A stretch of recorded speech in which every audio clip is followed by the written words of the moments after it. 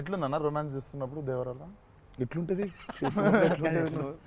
ఆయన అడగాలి. రొమాన్స్ రాసినప్పుడు ఎట్లుంటది చేసిన ఆయన నేనైనా చూసేటోళ్ళం అన్న, చేసింది మీరు కదా, ఎట్లుండే అన్నారుగా బాగా అడుగుతున్నాడు అని అడిగాడు. గలీజ్గా అడిగింది కాదు.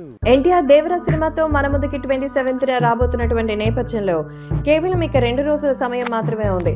ఈ నేపథ్యంలో దేవరా సినిమాకి భారీగా అయితే టికెట్స్ ఇప్పటికే హాట్ కేకులాగా అమ్ముడిపోయాయి. దేవరా ప్రమోషన్స్ కోసం ఎన్నో ఇంటర్వ్యూస్ చేశారు, అలాగే ఎన్నో రకాలైన ప్రమోషన్ యాక్టివిటీస్ చేశారు. ఇందులో భాగంగానే దేవరా సినిమాకి సంబంధించి తాజాగా సిద్ధు జొన్నలగడ్డ అలాగే విశ్వక్ సేన్ ఈ ఇద్దరు యంగ్ హీరోస్ తో అయితే ఎన్టీఆర్ ని కొరటాల శివని ఇంటర్వ్యూ చేయించారు. వాళ్ళు బియాండ్ ద లిమిట్స్ అంటే వాళ్ళ పర్సనల్ ఇంటిగ్రేషన్ తో చాలానే క్వశ్చన్స్ ని టార్గెట్ చేశారు. ఇక విశ్వక్ అయితే ఎన్టీఆర్ కి మరి ఎంతో గొప్ప ఫ్యాన్.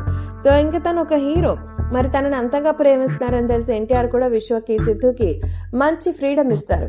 ఈ నేపథ్యంలో తాజాగా దేవరా సినిమా గురించి క్వశ్చన్స్ ఏమంటే వాళ్ళు కాంట్రవర్సీ క్వశ్చన్స్ వేసేసారు.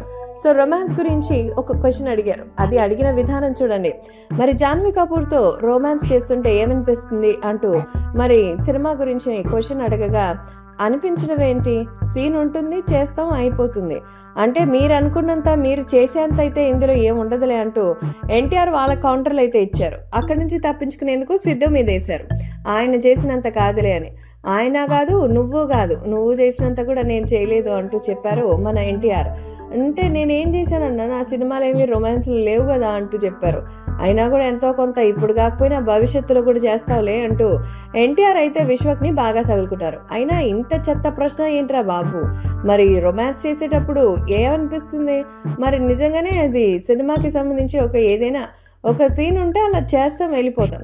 మీ సినిమాలో లాగా ఇంటిమేట్ సీన్లు అంతా ఉండవు. ఇది చాలా హెల్తీగా జరిగింది.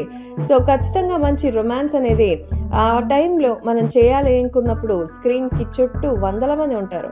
కాబట్టి అదొక ప్రొఫెషనల్ ఒక డాన్స్తో సమానం అంటూ చెప్తున్నారు మన ఎన్టీఆర్. సో ఆ క్వశ్చన్ అడిగిన రీతే బాగోలేదు అంటూ ఒక్కసారిగా ఎన్టీఆర్ అయితే మరి విశ్వపైన మండిపడినట్టుగా తెలుస్తోంది.